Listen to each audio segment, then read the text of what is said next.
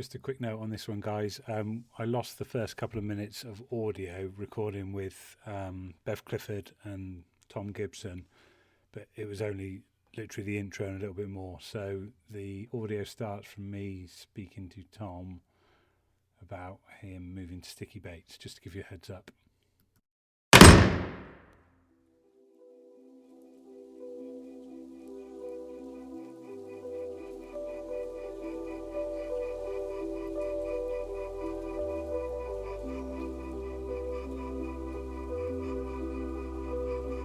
Right, so Tom, you've moved to Sticky. How long have you been there, and how's that going? I've been there. I think it's around 6 months. I think yeah, it is around 6 months. I'm terrible with time. Yeah, it's going really, really good. Yeah, absolutely loving it. Just like I don't know. I think I'm in a very privileged and fortunate position that I do something which I love and enjoy as a job. And then the people that I work with as well as a collective, it's a really nice environment, and yeah, I don't think it could go any better at the moment, to be honest. No, brilliant. That's good. Yeah, it's really exciting. Big company as well, isn't it? Oh yeah, it's massive. Like the first time I walked in there to meet Tom, like it blew me away with the size of the factory. Like you'll probably see it maybe on some up and coming videos. People might have seen snippets of like the boiler lines and things like that, but when you actually see it on a grand scale and the actual facility that everything's in, because we have all the offices like in the rolling facility as well, it's all one big unit. I think it's hard for like people go to bait factories if they're like getting bait off a certain person or they know a certain person, but anybody that's worked on the press side of things, I've been to so many different bait factories, and some of them it's a bit dangerous stepping inside. It's there's all sorts going on. Don't think they did many risk assessments, put it that way. And then I think probably Dynamite was the most impressive setup I'd been to until Tom Anderson did the new Sticky factory. But it's next level. It is incredible. It is absolutely incredible. Hopefully we have talked about it, there will be a video hopefully in the pipeline, probably showing people a bit more of the factory and the facilities and the care and attention that goes into everything. Because people will not see the side of not see what goes on inside the unit. Sure. Like obviously there is some secret stuff that goes on which people don't want to see, or we don't want people to see. But as a collective and how it's ran, it is an unbelievable unit, and the amount of bait that gets rolled and has to get out the door with the demand to keep up with it. Especially you think about when lockdown hopefully comes off, the amount of people that's going to be wanting to go fishing, it's going to be phenomenal, and we're sort of. We're preempting an absolute bombardment of people needing bait straight away. Obviously, it's going to be really good for retailers. So obviously, we don't sell direct. It's always through the retailers that stock Sticky. So the demand's going to be there, and we've got to sort of take it on board and make sure that we're prepared to meet the demands. But even until they got a new boiler line now, I think it has been full bore, just rolling constantly just to try and keep up with the amount of bait that's going out the door. So yeah, it is incredible. But hopefully there'll be a video to give people a bit of an insight as to how it's run and the care and attention that goes into it. Yeah. As well, I suppose, because we don't really know how long this is going to go on for, this lockdown period. I mean, is that going to affect things like the sort of shelf life of the ingredients? I mean, is there an element there? Are you sort of obviously the ingredients? I don't. To be honest, I mean, I think when it comes to ingredients, a lot of the ingredients. This is only my knowledge because I like baking and stuff like that with dry ingredients and stuff like that. And the shelf life on a lot of dry ingredients is quite substantial. Yeah. Tom Anderson's setup, well, Dan's setup now with this setup at Sticky is pretty substantial, and I'm sure they're storing those ingredients in the optimum, conditions, so that they're going to get the best shelf life out of them anyway. Yeah. The ingredients that are all stored to make everything as well, it's in a temperature controlled unit, so there's no sort of fluctuations in temperature. It's always controlled, so there should be no problems ingredients wise. Shelf life, for instance, like boilers and stuff, I'm not actually sure what the shelf life is off the top of my head. You're probably best off asking someone like Dan, but I'm sure they'll be absolutely fine as long as it's not like years. Yeah, I'm pretty sure we won't be locked down for a couple of years. Well, if people don't start complying, then we might be. Yeah, I know. Yeah, it's worrying looking at the curve now. It shouldn't be a problem, and you're seeing it on a daily basis, aren't you? You're just hoping that curve, we don't reach the point of where Italy's got to, and you do see the reports of people saying, we're heading towards that Italy sort of demographic, but hopefully it's just not gonna get to that stage. And if people abide by the rules and stay indoors and everyone does the part, we should never get to it. But just got to keep your fingers and toes crossed, haven't you? Yeah, definitely. Got to do as we're told, haven't we? People don't like doing as they're told, but this is the time to just do as you're told. Yeah, stay indoors. Not bad. I went to go fishing on Monday, and I went. I think I replied to one of your stories, didn't I, Bev? And I messaged you saying I'm planning on hiding out in a Cotswold pit, and obviously I got there. Then I got you like I wouldn't go. That's not what the government is saying. Obviously, then they announced it that night. Basically lockdown. Obviously, I went on the Monday. Then we had a message from the Facebook group of the Angling Club saying it's closed. You'll need to go home. I got my van stuck in the mud. It was like, serves you right, should have stayed at home. That scenario. Karma, isn't it? That's what I said to you. Good and proper, that was. To be fair, we've sort of been preempting it since probably, I don't know, a week and a half, 2 weeks ago. Every sort of update you were getting, Dan was very on it in terms of what the government were issuing on a daily basis, and we were every single day we were sort of gearing up to be like, right, if the government says it's going into lockdown tonight, we need to make sure that we're ready to work from home and do what we need to do. So we were sort of prepared for it. So when it came, it was literally a case of, that's it now, grab your stuff, you're off. While Arthur, the guy who sort of looks after the factory, like the factory manager, he made sure everything was safe, and that's it. It's locked up. Do you know anyone that's got the virus? The fortunate side.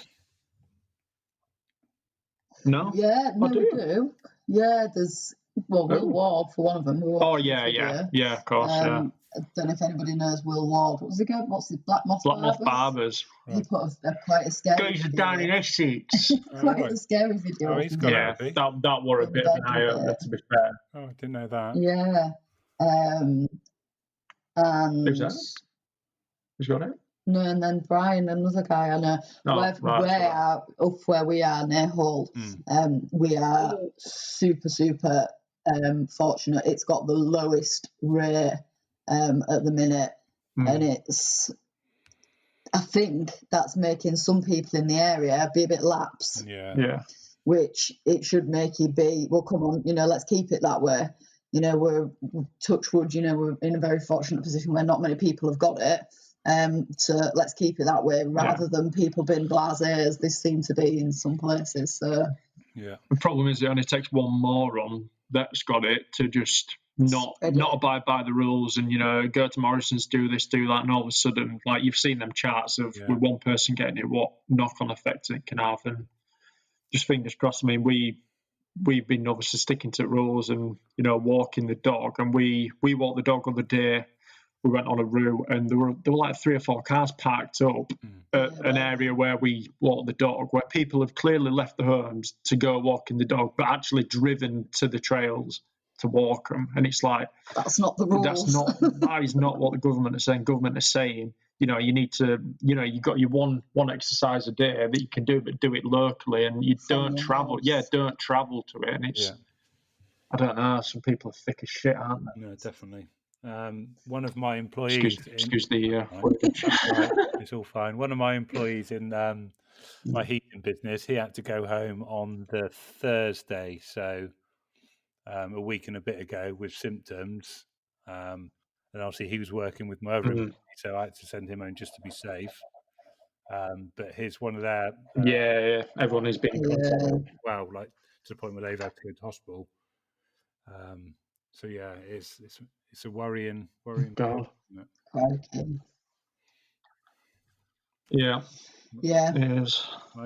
But fingers crossed, it never gets to the stages which obviously it's getting to in some countries, because that is the real scare. I think, don't get me wrong, if I were living down south now in a very populated city, I'd probably be shitting my pants. Because there's that many people in such close proximity of each other. It's the people breaking the rules that they think, oh well, I'm just going to break that rule, but it's the detriment that's putting the NHS, the key workers, the people that are still going into work, they're risking their health to try and sort this problem out, and then some idiot can't stay home like they're told. It's not hard. Just have a little bit of respect and use your common sense. Stay home. The more we stay home, the quicker, hopefully, we'll be out of this. But it's people just seem to think, oh, well, I'll just, I'll go out today, it won't matter. Yeah, it's very much that mentality, isn't it, in this frustrating, country. Isn't it, when you see... Yeah. It's all about that. Should we move on to something a bit more cheery? Yeah, let's do it. We got loads of questions. What we'd do, we just sort of flit in between questions sent in on Instagram in different subjects. Someone's asked, please ask Bev why she makes Tom get up so early. That was our first question. I'm quite nice now. So we'll answer these questions on a normal week, not obviously what's going on now, because everybody's life's a little bit disrupted, isn't it? So I get up at 4, I'll go for a run, I'll come back, I'll grab a coffee, I'll do a little bit of core exercises, and then it's usually about 6 o'clock, and then Tom's alarm goes off, and it probably takes me 20 minutes to get him and the dog up. They don't like getting up. Then they get up, I take the dog out, then by the time I'm back, Tom's pulled himself together and he's heading off to work. You go to work about 7, don't you? Yeah, the only exception really is when we're on film or we're filming, or I'm heading out early doors, which sometimes can be ridiculously early, like 4 hours. Yeah, it's not ridiculously early. Yeah, but think about the outside perception of what people look at it. Like your usual 4:30 wake up isn't the norm to 99% of people. Like, I like 4 o'clock. It's a nice time. Because you don't see them. Yeah, exactly. I've been social distancing for a long time. She's an expert social distancing. I did the old 4 o'clock thing for a while. She's a live-seen human. Savage, isn't it? Yeah. I'm just things that if like say if I go to bed about 8. Yeah, she goes to bed at 8 o'clock. I'm probably somewhere between 9, 9:30, 10 o'clock. It depends, really. Depends. Depends what we're doing. I am the biggest loser right now in life. Like, I go to bed, I read a book every night. Like, I've hung my rock and roll lifestyle up that I had in my 20s, and done a complete. You basically get home from work. Oh, well, both get. Say if I'm in office for a day, we both get home from work, then we either have tea straight away or we walk the dog. By the time we walk the dog, go to the gym. Yeah, you probably go to the gym, or you might go to the gym from work, but then you're back, and then it's probably 20 minutes, half an hour, and then you're going to bed. Yeah. And that's it. Yeah.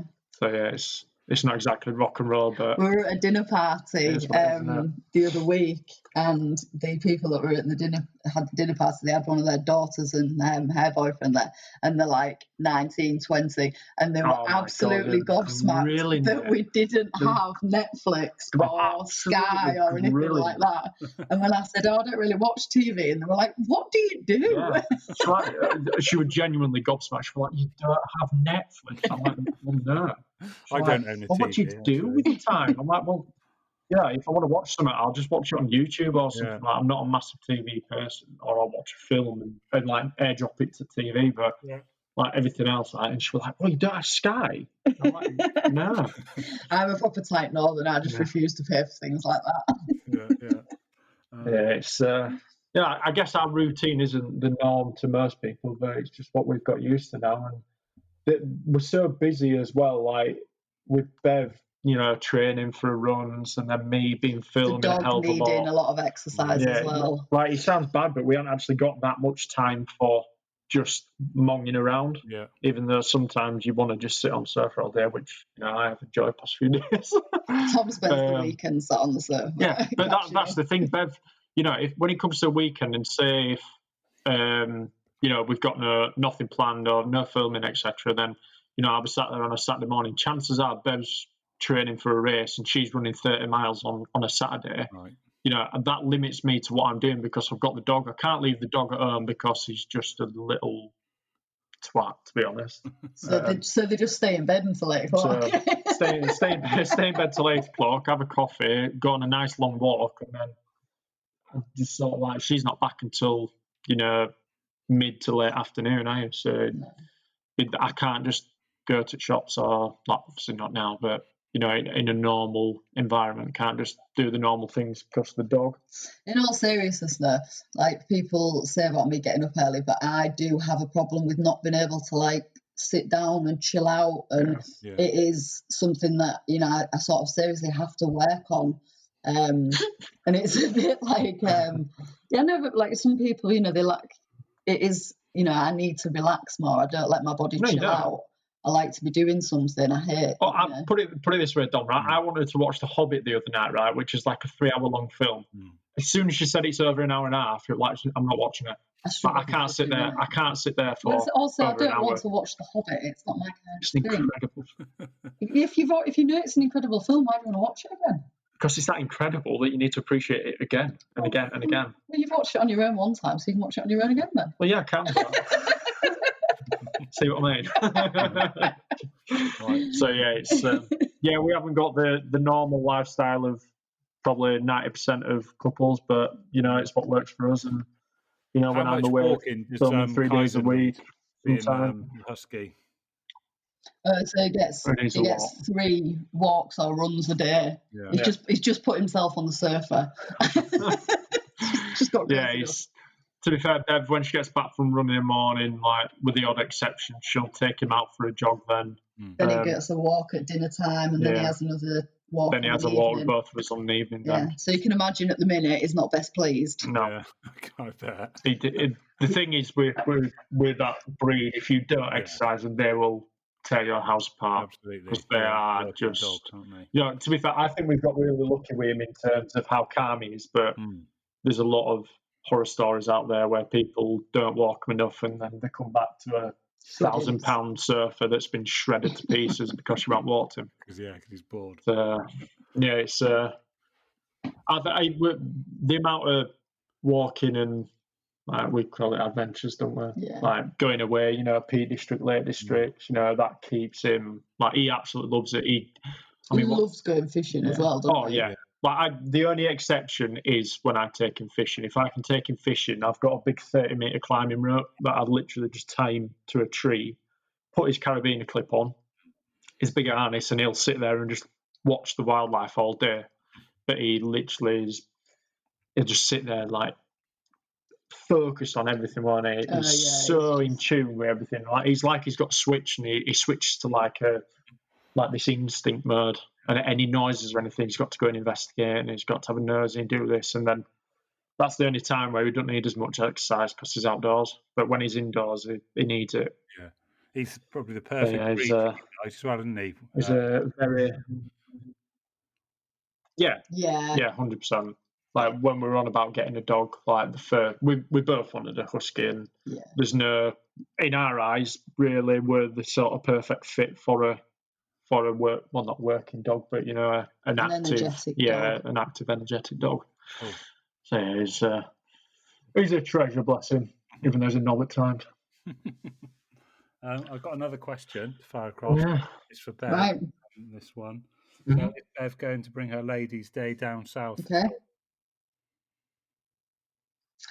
So we have actually got a Ladies' Day North and South this year, well, Ladies' Weekend. The South one, we've secured Raisbury South Lake, which is a bit special. The day is actually booked in for the end of May, so the way things are looking at the minute, it's probably going to have to be rearranged. But yeah, if anybody wants to go to the website, the Ladies Carp Academy website, all the details are on there. Obviously, as soon as we know anything more, it will be updated with regards to the day when we're looking to move it to and things like that. But yeah, the response to the South one has been a really good response. It's just been finding the right venue, to be fair, because obviously we'd always done it up north at Poolbridge, which works wonderfully because Poolbridge, anybody that doesn't know it, the Q Lake there, it's sort of horseshoe shaped. So you can have your base up at the top, and then it's really easy for accessing the swims. So it's really easy to keep an eye on everybody and to sort of manage it and stuff like that. They've got a lovely barn there, and the facilities are really good as well. So it's always lent itself. So we'll always have the north one there. Well, as long as they'll have us there. As soon as people saw the success of that, like probably second one, that straight away people were wanting it down south on there. Yeah, people have been asking for it down south since the first year we did it. And it was just finding the right venue. And luckily, I've always had a good relationship with the guys that bought RK. They've always looked after us. We've done Team England stuff there. And I just thought, you know what? There's nowhere that's the same as Poolbridge down south, but the facilities and the history also that, you know, Raisbury's got, it'd be fabulous to have a ladies' event there. It's secure, things like that. So I approached the guys at RK and they agreed to do one, let me do one there. So I am actually absolutely gutted if we don't get to do it in May, but I know it will still go ahead. We'll just move the date. We'll just find some dates that, work for RK and work for us, and it will happen. So, yeah, it's super exciting. There's also a few other events on the ladies' side of things that will be coming this year. Right. So, yeah, just anybody that wants to have a look, go to the website or drop the Facebook page message or drop me a message. Yeah, brilliant. Okay, that's cool. And fingers crossed, like you say, we don't know how long this is going to go on, but fingers crossed it happens at some point. No. Okay. Yes. Right. Another question, bit of a random one. I sort of delved a bit deeper on this one. It's, what's your room stat temp on? And the reason I was like, why have you asked that? What they said. I think that's come from somebody. It's because Tom's always wearing a jacket, apparently, inside. Yeah, he's weird. He's always wearing a hoodie. You've always got a jacket or a hoodie on in the house. It's just like I don't know, it's a comfort thing, isn't it? He's always laid under a blanket as well. I've got a stash of hoodies. I've got so many hoodies. Like, I always wear hoodies. Because you've got no meat on your bones, kid. It's just a comfort thing, isn't it? I always wear hoodies. Just comfy, snuggly. Like so you can mong out. You wear hoodies in the summer, though, don't you? Yeah. I don't know. I just like it. Tom likes hoodies. That's it. Tom likes hoodies. Yeah. To be fair, it's pretty warm now. I want to know myself. Why have you got a hoodie and a jacket on? Stat set on? Have you even got a room stat? Did Bev not allow it on because she's tight? No. Tight Northerner, I've not got anything that fancy. It's just a dial thing. Yeah. And I think I turn it up to I turn it up to like 18, 20, and then when it gets too hot, I just turn it off again. No, she doesn't turn it off. What happens is she goes to bed at 8 o'clock, and then about half an hour, 3/4 hour later, after she's read a book, she goes, Tom, can you turn the heat off? Thanks. So I have to get off my ass off the sofa and turn it off. She forgets to turn it down before she goes to bed. But yeah, in summer it does get really warm in our house, doesn't it? Right. Yeah, it will be. But that's not the heating. That's because there's a big, massive bay window at the front, and then big windows at the back, and it's just a little house, and it's like a sun trap. Yeah. So it just heats the house up, and then obviously all the heat rises to upstairs, and you just it's absolutely maffed in. It's horrible. Yeah, I'll be glad when I'm on the bank in summer, not maffed in upstairs. Way too warm. Right. I'd rather be on banks. We hope we're all back on the bank this summer. Yeah. God, don't say that. Right. A question for Tom. How would you say? Stay inside, everybody. So I think, For the love of God, stay inside. Yeah, the next one's for you, Tom. It's a photography one. There's quite a few photography ones. How would you set up to do self-tape go at for night? It. Right. So I did see this one pop up, to be fair. Right, a little bit of a change in terms of what you do during the day. Like if you're taking a picture during the day, I advise people obviously choose your background, but like give yourself a bit of distance away from, say, your chosen background. It gives you a bit more depth of field to play where you can get that sort of not super shallow depth of field look that some people do like doing. Just a nice sort of a little bit of a blurred background, but angler and fishing focus. The difference at night is what you want to do is you want to choose a background which is quite solid. So like a heavily leaf bush or, something which basically when you set the lights up, it can bounce off. Well, when I say lights, you only need a couple of lights, which I'll get onto in a moment. So what I do is, first thing, if you haven't got one, get a speed light or a external flash. For people that don't know what a speed light is, what that does is when it fires, obviously it gives a massive flash out and illuminates the whole scene. Now the thing is, I know people think, sticking a light on a stick is all good and fine, but it's not. It doesn't give you enough light whatsoever. So what I do is choose your location and get it quite close to, like I say, a bush or whatever. Set your mat up quite close, so you're probably only a couple of feet away from it, from your back to the background. And what this does is when the flash fires, it illuminates everything and not just you and the fish. Because you'll see some people, what happen is they'll stand on, like, I don't know, in the middle of the path or wherever they're fishing, they've got nothing in the background. And when a light flashes or your speed light flashes, all it does is illuminate the angler and the fish, and you just get an absolute blackness or nothingness behind the angler, and it just looks crap, to be honest. So what you want to do is obviously retain your fish or keep it in the net until you've got everything set up. I'd set probably a light either side of your tripod. And what this does is when you do your self takes, I mean, I've got a camera which basically has got a built-in intervalometer, so I can basically tell it. Yeah, I know. It's quite complicated. I'll try and dumb it down a little bit. What an intervalometer does is basically you can choose the amount of shots it takes. Like you can set it on a remote. So I can tell my camera I want it to take 10 shots every 10 seconds, for instance, or 5 seconds. And what that does is obviously it allows you to, once you've set it and clicked it, you can pick the fish up. And my camera, when it's about to take the photo, during the intervalometer, it refocuses every time. So you don't have to manual focus it. So set your tripod up, get your camera on it, take a couple of test shots without the fish, of course, because you don't want to be messing around with fish on mat and, not getting it right. Set it up, take a couple of test shots, and have your speed light with a diffuser as well. And what that does is basically it helps the light distribute itself across like the area that it's shooting, so you don't get a really harsh glare.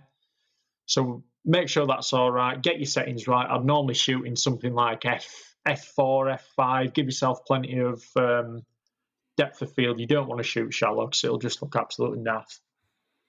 Make sure you've got enough power in your speed light so it obviously illuminates the area. And when it comes to it, what will happen is them two lights that you've set up either side of your tripod will allow the focus point on your camera to pick up the fish when you lift it, if that makes sense. Yeah.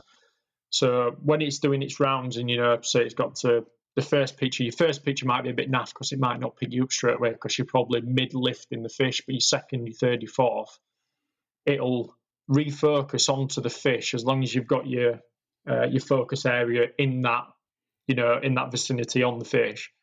It'll refocus itself on the fish, it'll fire, and that speed light, what it does as well is obviously once it completely illuminates everything, you're not getting really harsh shadows or you're not getting a really dark sort of look to your pictures. You should get like what a normal day shot would look like, and obviously with just a little bit of a difference.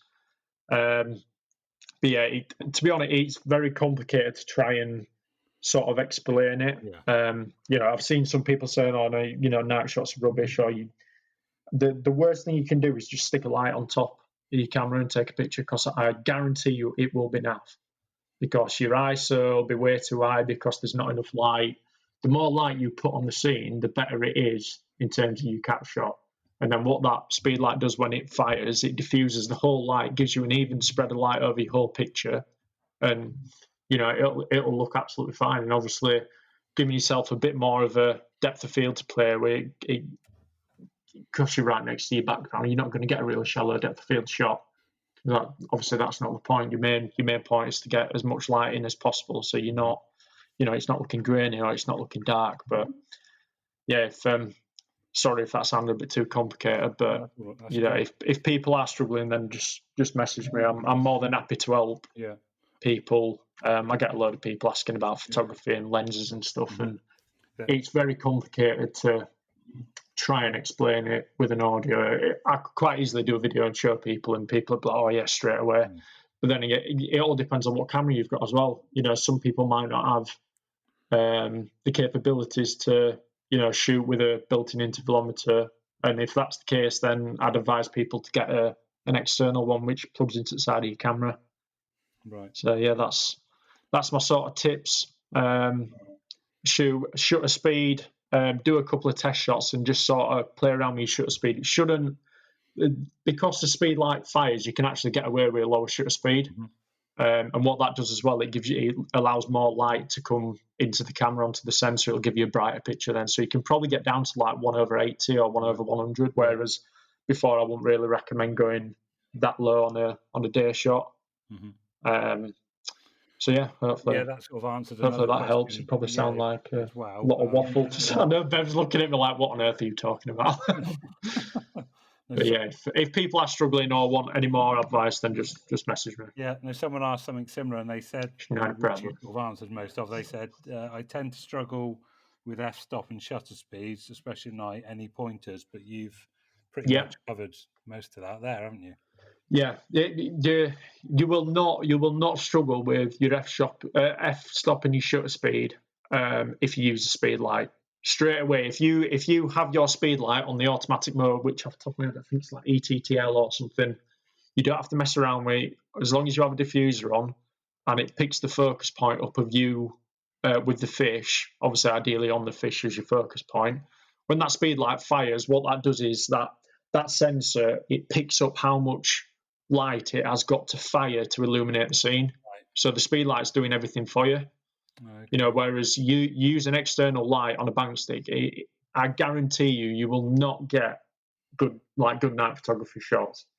Like, it doesn't work at all unless you've got a immensely powerful light which basically lights up the whole of Blackpool. It doesn't work. So yeah, that's my tip. Use a speed light.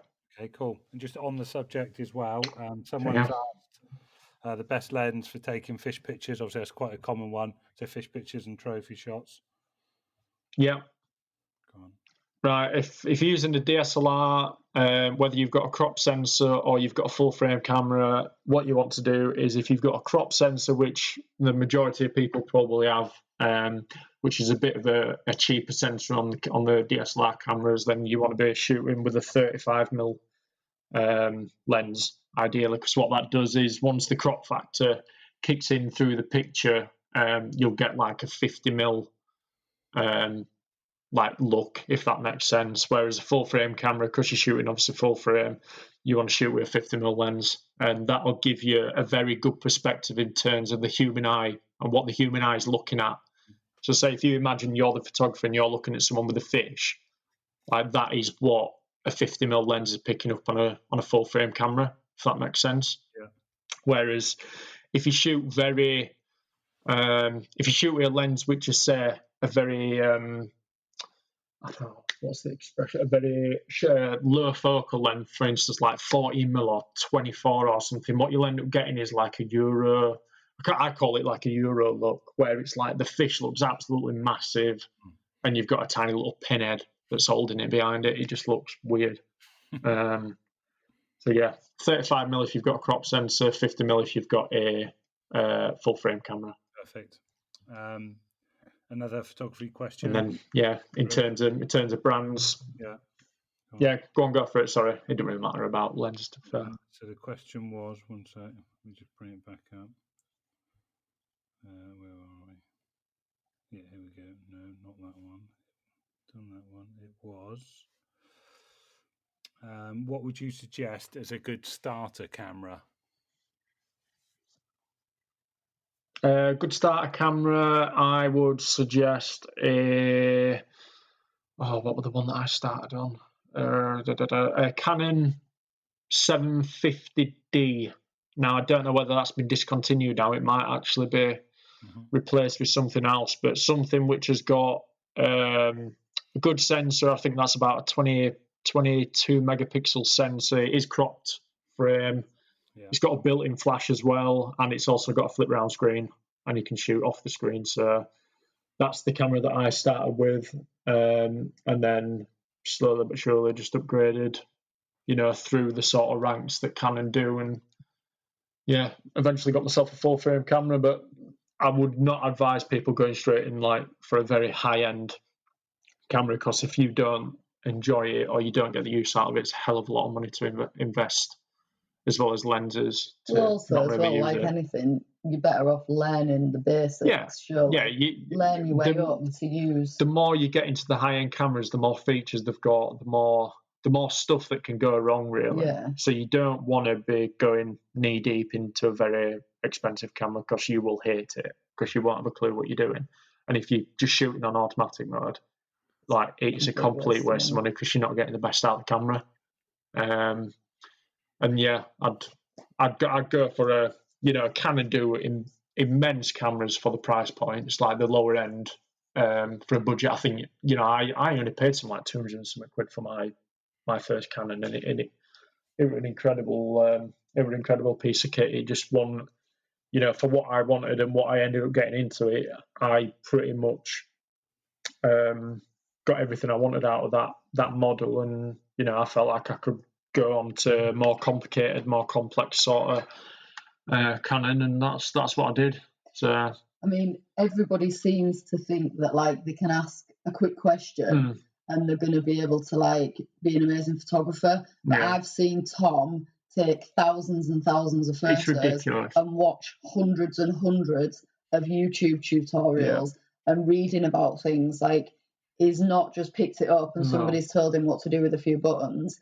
He's read and watched and learned and played and messed around and done it all over again to get where he is today. So it's get your camera and then watch YouTube videos, read about it, learn about it, have a go with it. It's we all seem to live in this instant world where it's they want to ask a quick question and be oh, what do I do to get this amazing thing? What settings did you take? What settings did you use for that shot? And it is the most generic question you could ever ask a photographer. Well, what was the light levels like? Where was the sun on the day? What problems did you face? Did you have shadow problems? There is no quick fix. And it's like Bev says, the only way that you will get better as a photographer is practice, and you will rack up thousands upon thousands of photos which will probably never see the light of day because you think they're shit, or something's not right, or your focus points out. One image might look soft, another image, you've shot in too shallow of a depth, so it's not the look that you're getting. The more you understand the camera that you're using, the better you'll become as a photographer. And that's best advice I can give you. There is no quick fix to photography. I've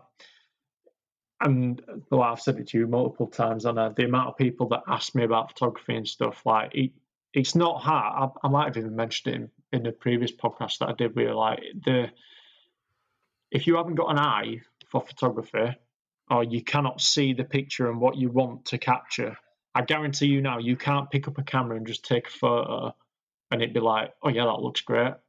Because if you don't know what you're looking for and you haven't got the eye to see the photo or the creativity behind it, it ain't going to work, and you're just going to get frustrated with it. It's like Bev said, the amount of photography bloggers and things on YouTube that I've watched that have helped me develop my skills and put it into practice. And I'm taking that eye now. It's a bit of a strange transition for me now, because I'm not even though I'm doing a hell of a lot of photography with the anglers, we're obviously getting more into the filming side of things. So I'm having to adapt myself from a photographer's eye into a filming perspective, which is, when you say it like that, it sounds quite easy, but if you haven't got an eye for it, it looks garbage. Like, it really does. And like, I'm going through the phase now where I'm trying to put my skills onto a really expensive film camera, and it is very hard. And I feel like sometimes I'm learning all over again. But I've got Rich Stewart like with me, who is probably one of the best videographers in the industry, as well as Dan. Dan started out, with a DSLR. His shots, he's worked his way through the magazines and done everything that he's done in the industry, and now he's behind a video camera as well, probably more so than what he is as a photographer. And now I'm starting to get into that sort of.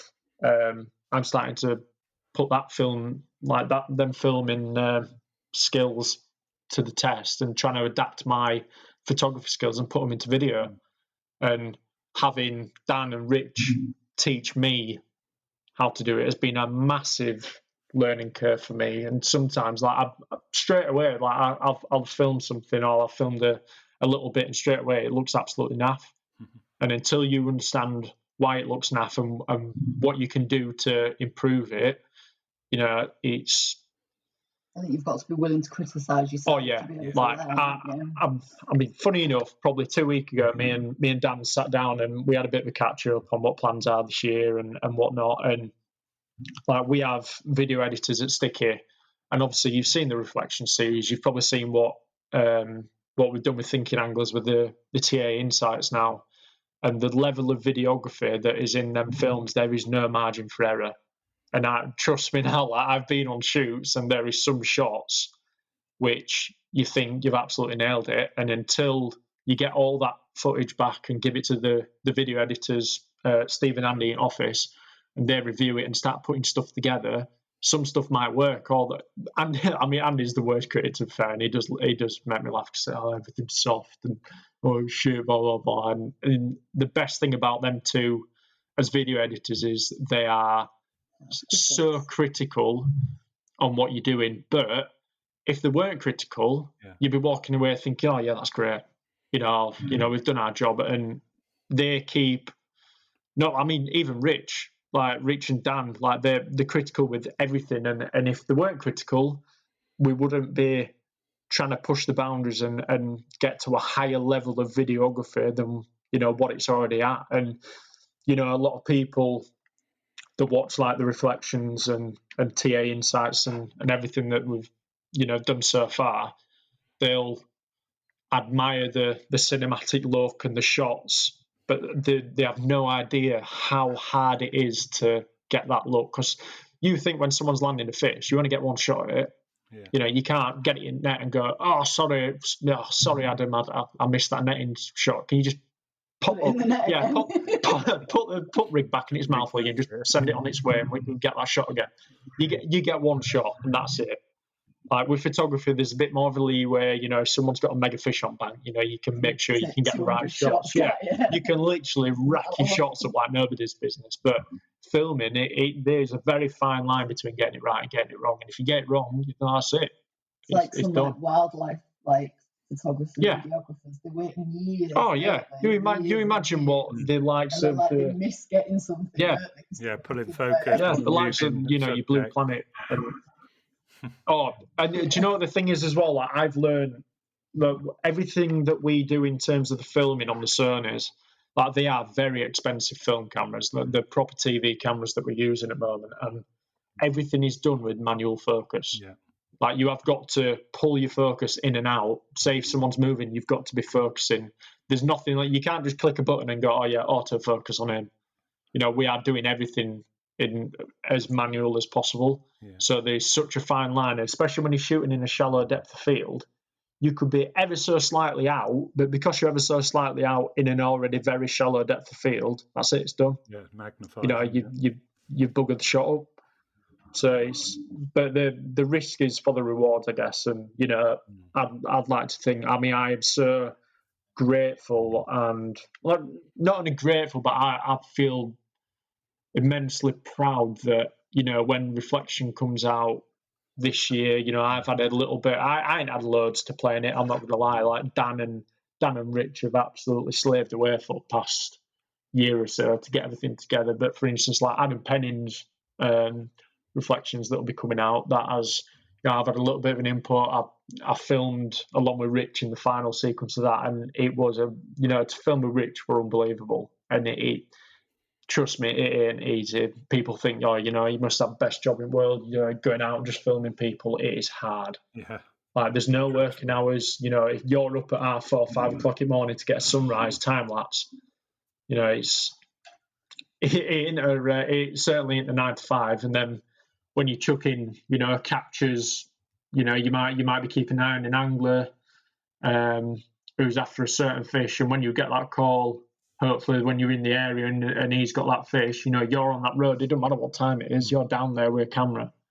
And I guess that's what puts Sticky and now Thinking anglers apart from probably other people. You know, we've got 3 videographers, so to speak, getting this content all for free. You know, Dan's not charging people for Reflections. You know, that is... I dread to think the amount of hours and time and work, especially not only on the videoing, but the editing side as well. The editing is huge. And like I doff my cap to Steve and Andy, who have to sit in front of the Macs and put it all together, because it is a huge task. Yeah. But I'm sure, like, when it's all done and, you know, everyone's loving it at the end, and say, you know, like, for instance, like the Nick on the Thames video, you know, and the Martin and Chris one that Rich and Dan did, that people still talk about it now, and I'm under no illusion that, you know, when they get all that feedback, it's overwhelming. Yeah, I think sometimes the anglers get a bit more of the limelight there, don't they? And it's actually, I know they've caught the fish and they've put the hard work in, but there's some other key components that have gone there for getting that content to, you know, for people to sit and watch. And to be fair, when I started, Dan, you know, me and Dan spoke about it, and Dan's always very modest in what he's done, and, you know, the films that they've done. And he, even though, you know, people will give him credit, he's always said, you know, we are the people behind the cameras. You know, we're putting the anglers out in the open, you know, promoting the company. It's not about promoting the individual, so to speak, you know, like Dan and Rich, for instance, even though they will get a hell of a lot of praise from people. Yeah. It's more about pushing Sticky to where, you know, keep it at the top where it should be. And, you know, they didn't put all that time and effort in for it, you know, just for people to get individual praise. It's for the company. And, you know, Reflections is now something you ask anyone in the industry, I'm pretty sure that they'd turn around and say, you know, every single year people look forward to Reflections. Definitely, it's become an event, hasn't it? You know, hopefully now people... Yeah, and people will hopefully, like, you know, with TA Insights, that was so kept under wraps when we were doing that. You know, I only joined probably 4 or 5 were probably already filmed, and it were only really I only really got involved in 2, to be honest, and they were all pretty much done. But we're working a year in advance. You know, this year we're filming for next year's content. So we're fortunate, really, in the fact that all the Reflections has been filmed and done, and is now an edit. So even despite that we're locked down, you know, Andy and Steve are working hard at home to edit all them Reflections pieces together, and they'll still be coming out. I think hopefully we're going to release them a little bit before.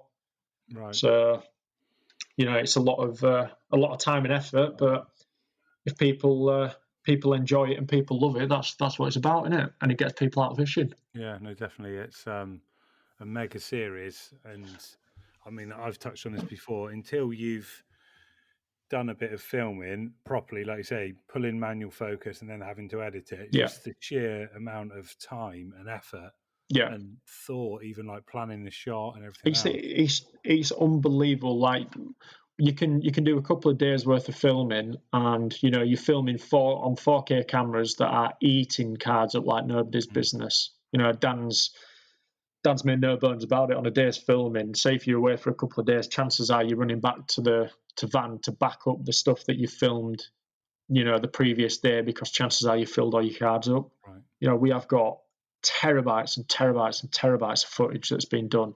Some stuff hasn't even been put out yet, just on the fact that we either hold on to it or we wait until, we think what we want to do with it. We might go out and film a mega capture for someone and then build a story up about it.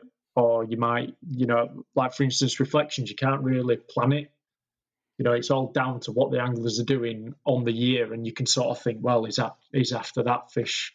We can sort of document his time, when he's got his new ticket and what he's done. And hopefully, when he gets to the end of it and he catches his target, that's when you can build a story about it. Yeah. But it's a massive sort of risk to take, because you're investing all that time and effort, and you might not see a sort of return in a video for 2 years, because it might have taken 2 years to catch the fish that you wanted to fish for. You know what I mean? Yeah. So yeah, it's a very what's the word? It's a very a very rewarding sort of way of working. And as a business model, I'd stick my neck on the line and say, other people wouldn't do it, because how can a big business or someone, from, say, a different company look and say, right, we're going to hire 3 videographers to solely pick up content, but we're not going to get any financial gain from it, or we can't really work out a return from it. No, you can't. How do you quantify your return on the investment? Yeah. Unless you, like Reflections, it's going out for free on YouTube. The only thing you're getting back is the exposure and the people watching it. You can't put a monetary value on that, really. So you can't put a click-through link on your YouTube video to the sales on your website, because you don't sell direct. See, what engagement you're getting from it. You can look at your your views, but yeah, I think that's what sets Sticky above. Not above, that sounds very arrogant, but it puts them. It's raising the bar. Yeah, it puts them right on top of sort of the level or the standards that people want. And unfortunately, when people probably watch a film on the insights or they watch Reflections, they want that and more. Then, if you see a video that's not as good as that, some people might go, "Oh, that was rubbish." Whereas in a day and age where Reflections might not have existed, you'd have probably been acceptable with that, and you'd think, "Oh, that's a great video." But now the bar's been raised so high. Yeah. If you don't follow it, you're just going to sort of fall behind, aren't you? Yeah. Definitely. So yeah, it's a big risk to take, but it's there to have. How big is the media team, Sticky and TA?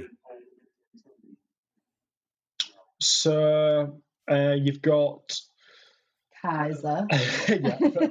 Kaiser and Kaiser, Blue. of course, they're running the show. Yeah, they're the mascots. So yeah, you've got Dan and Rich and myself who are on the cameras, whether that's filming. I've sort of taken on a bit more of Dan's role now, with Dan sort of overseeing the business. I'm sort of looking after the magazine side of things. Running around after the anglers, when they have mega captures or I'm close by, they can ring me and I'll be on the road sort of thing to film it and do whatever. So there's me, Dan and Rich, and then we've got Steve and Andy, who are the video editors who do everything from Reflections to the insights to the TA raws to the in-session pieces, but they also chip in with managing the team, like the team of anglers. Andy does a hell of a lot of stuff with the designers in terms of helping with the literature and the wordings. He's very good with his words, Andy. Andy, if anybody doesn't know who Andy is, it's Andy Green Machine McFarlane. Yeah, the bigger. He works at DNA. Well, he first came about when I think he went to Spar Shop, didn't he? Yeah, he went to Spar Shop. And then he came and did 3 lots of work experience at Carp Talk. And we had Carp Talk, and every time after he came, me and my brother used to say, I wish we could give Andy a job. Andy a job. Anyway, a job opening came and Andy applied, and me and my brother were like, yes! So Andy worked for us for a while. Yeah. And then and then obviously when Carp Talk went, he went to eventually got a job at Sticky. Yeah. It was just when it was, I think it was just when it was growing even bigger one, and they were after another video editor. But and he is an absolute legend. There's never a dull day when Andy's around. Every single person at Sticky, like, we absolutely adore him. Like, he is one of the funniest people that you will meet. But yeah, he's got a great understanding of English. He's got good photography skills, good videography skills. You see this. I think his old what's his old oh my god on YouTube called what's it called? I'm gonna find it because when he was younger, he was like one of the first kids that was doing like a fishing video cool on YouTube. And it is hilarious. It's hilarious. As well. If anybody's sat there bored wanting to have something to have a good laugh at, it's good for a giggle. Yeah, you've got to find the link. What's it called? You do it and we'll share it on Instagram. Oh yeah, we've got to Google Bream Machine. It might be called Bream Machine. And then how many graphic designers have you got? Is there 4? Yeah, we've got 4 now. I can't find it. I'll have to find it at some point. So you got the designing team, which obviously are now taking on Thinking Anglers as well as Sticky. You've got 4 in that department. I didn't mention Steve Metcalf. Like, Steve's the other video editor, and then you got Steve Bull as well, who's the social media guy who does now TA as well as Sticky. So yeah, then you've got Becky, Alex, Abby, and Dan, which are all quite a young sort of designing team. You've got Becky leading them, and she sort of runs that department, and it all, it runs like clockwork, to be fair. I think, we've got Sticky, we've got such a nice team around them. Tackle Tarts. Yes, that is it, Tackle Tarts. Right?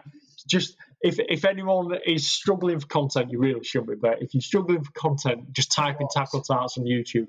It is the best thing ever. He's in his tribal gear, all woodland, his big curly ginger locks. It is so funny. He just goes to like day tickets and smashes them up and videos it all. How long did it go? 6 years. Yeah, it's around 6 years ago. He's, bless him. No, the last one was 4 years ago.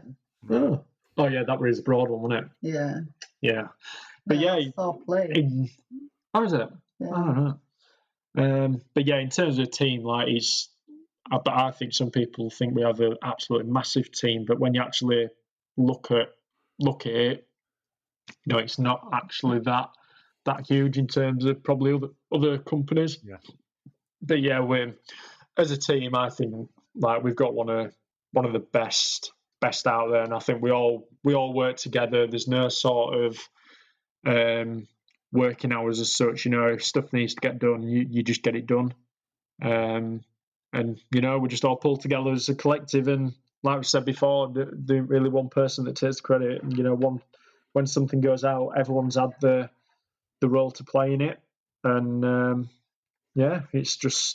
it's a really nice environment to be a part of, and everyone appreciates each other as well. Everyone's got their own roles and their own jobs, and everyone's understanding of how much time and effort it takes to pull everything together. So yeah, I think I'm in a very fortunate position, and that I do thank people that brought me to Sticky, that I work with such a great bunch of people. Yeah, it seems like such a good sized company in terms of you've still got like that sort of personal family feel to it by the sounds of it. Massively. And like, we all, we have a lot of fun and a lot of laugh doing what we do. And sometimes it don't feel like a job when you're out filming, or you're having a laugh in office. And yeah, it's a really good environment. And a happy environment in the workplace is crucial. If you're happy at work, then you're going to do your job right, aren't you? You're going to enjoy what you're doing. Yeah, definitely. Whereas if you're not happy and you're in a dead end job and you don't like what you're doing, chances are you're not going to do your job as well as what you probably could do. Mm-hmm. No, great. That's a great answer. A question for Bev now. Bev, just move a bit closer to the mic if you can, because you sound a bit quieter than Tom.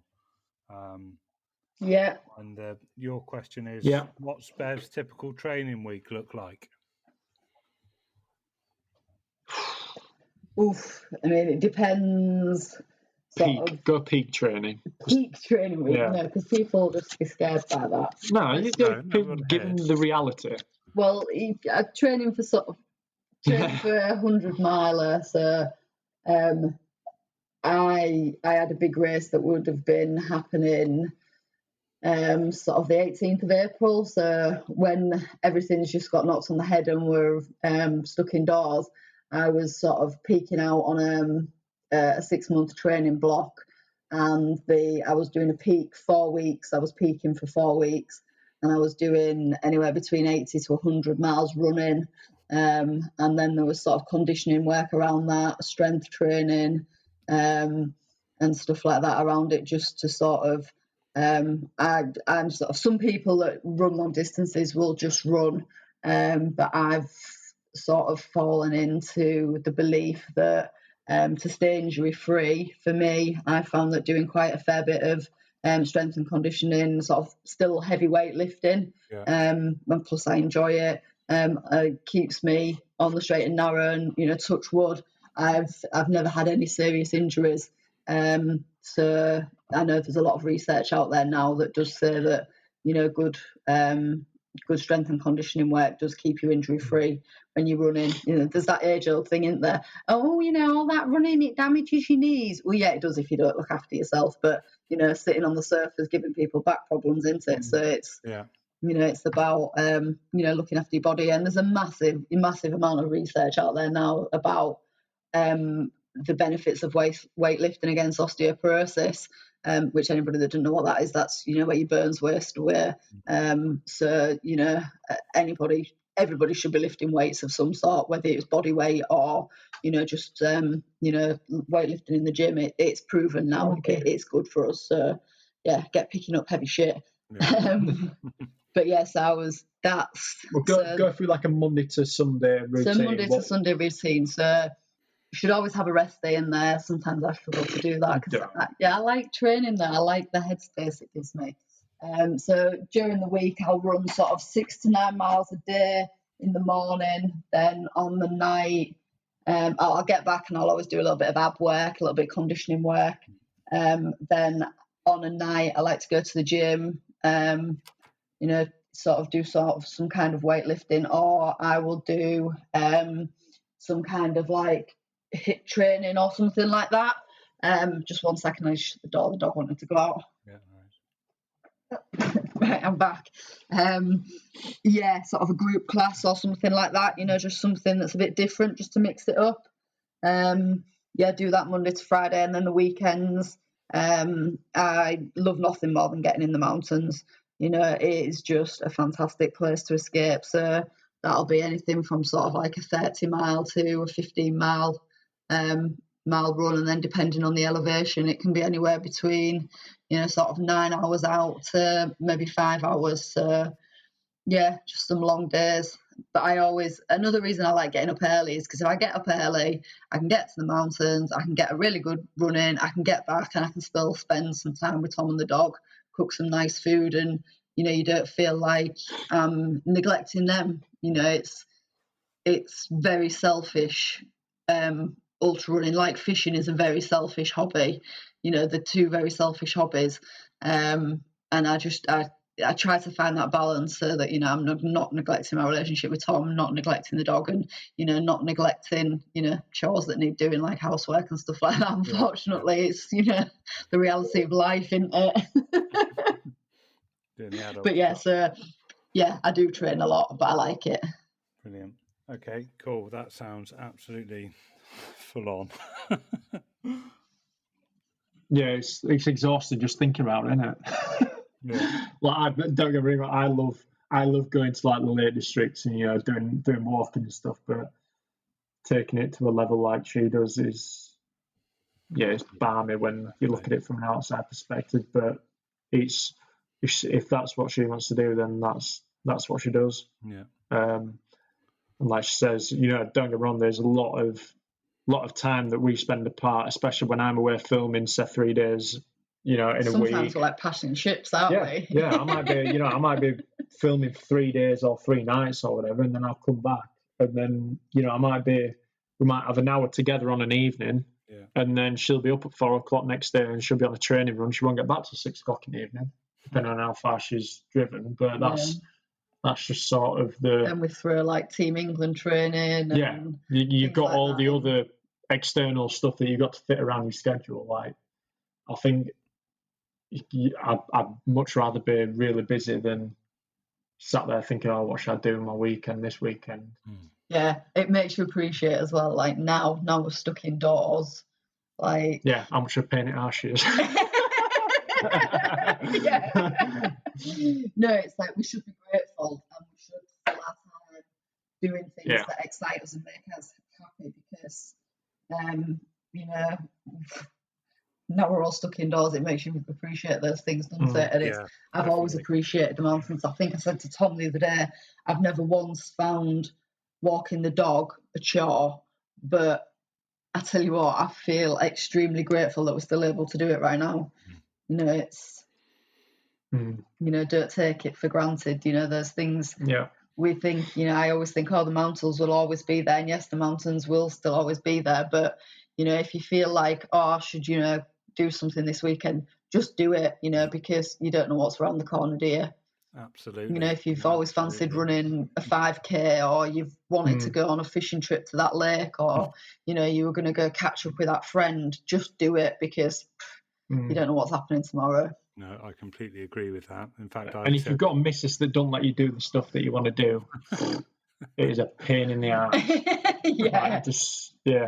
I think we've got such an understanding relationship, at the fact that, you know, I've never once turned around, like if Bev says, oh, I've entered a 240-mile race next year, I know for a fact that she's going to be training for probably 8 months. And, you know, that is going to be most weekends she's going to be away, bar a couple which we might be doing something, or there's overcrossing plans that we might be doing something together. Chances are she's going to be away every Saturday and Sunday morning. And, you know, if that's what she wants to do, that's what she wants to do. If someone turns around to you and say, oh, no, well, you can't do that. I would literally you need to be with somebody that wants you to chase your dreams, not chase your dreams. Like, don't get me wrong, like the amount of filming I'm preempting it this year, especially with this slight delay, because we should have been we pretty much should have been filming a fair bit by now.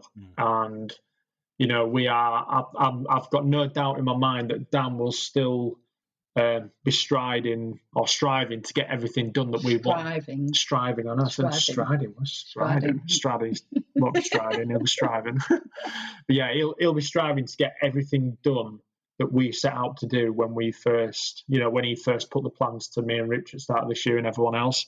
And, you know, it is going to be a very hectic work schedule, but, you know, if I didn't have Bev as understanding as she did, you know, it will be a right pain. I mean, you imagine, like, turning around to your other half and go, I'm going to be away 3 days this week, or I'm away 2 days next week, I'm away another 3 days the following week, you know, whatever it is.